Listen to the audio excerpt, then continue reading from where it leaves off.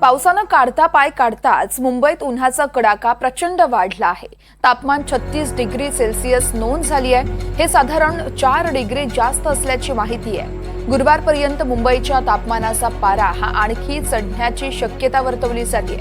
हे तापमान 38 अंशांपर्यंत पोहोचू शकतं असं प्रादेशिक हवामान विभागानं म्हटलंय।